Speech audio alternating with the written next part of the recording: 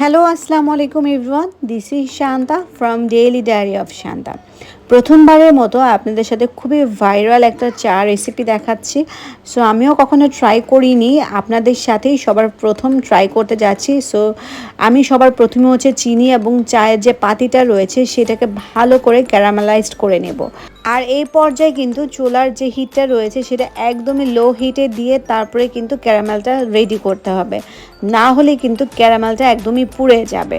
So এই তো দেখতেই পাচ্ছো আমার চিনিটা কিন্তু পানি ছাড়া শুরু করে দিয়েছে এবং খুব সুন্দর করে কিন্তু ক্যারামেলটা রেডি হচ্ছে। সো আমি আরও কিছুক্ষণ এটাকে ভালো করে ক্যারামেলাইজড করে নিব যাতে করে ফ্লেভারটা খুবই ভালো আসে। চা কিন্তু আমার কাছে পান করতে বেশ ভালো লাগে। আমার কাছে মনে হয় ঘুম ভাঙা সকালে শান্তি মানেই হচ্ছে এক কাপ গরম গরম ধোয়া ওঠা চা। যত স্ট্রেসের মধ্যেই থাকি না কেন, চা পান করলে মনে হয় যেন সব ধরনের স্ট্রেস একদম এক নিমিষে শেষ হয়ে যায়। যাই হোক, আমার ক্যারামেলটা কিন্তু রেডি হয়ে গেছে। এখন হচ্ছে আমি এটার সাথে অ্যাড করব দুধ। সো দুধটা আসলে কী পরিমাণে অ্যাড করবেন সেটা আপনাদের চয়েসের উপরে ডিপেন্ড করেন। এক একজনে একটু বেশি ঘন দুধ খেতে পছন্দ করে, আবার এক একজনে একটু কম। তো যার যেরকম প্রয়োজন ওরকম অনুযায়ী হচ্ছে দুধটা দিয়ে নেবেন।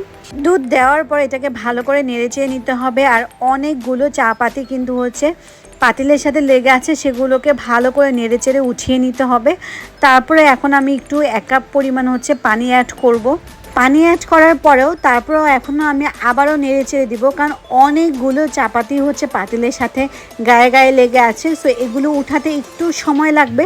সো চিন্তা করবেন না, নাড়াচাড়া করতে থাকলে দেখবেন আস্তে আস্তে করে সবগুলো চাপেতেই হচ্ছে পাতিল থেকে উঠে যাচ্ছে।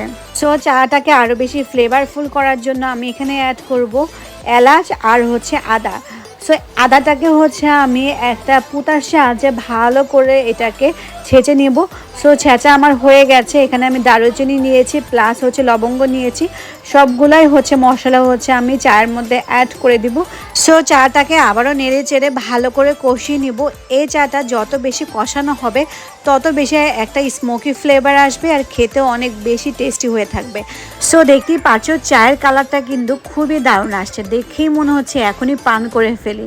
তো তোমাদের কার কার কাছে চা ভালো লাগে আর তোমরাও যদি হচ্ছে আমার রেসিপিটা দেখে চা তৈরি করে থাকো তাহলে অবশ্যই কিন্তু কমেন্ট সেকশনে জানাতে ভুলবে না যে আসলে এই চাটা তোমাদের কাছে কেমন লেগেছে। সো এখন হচ্ছে আমি চাটা উঠিয়ে নিব আর হচ্ছে আমি ছাঁকনি দিয়ে ছেঁকে তারপর হচ্ছে চাটা নিয়ে এসেছি।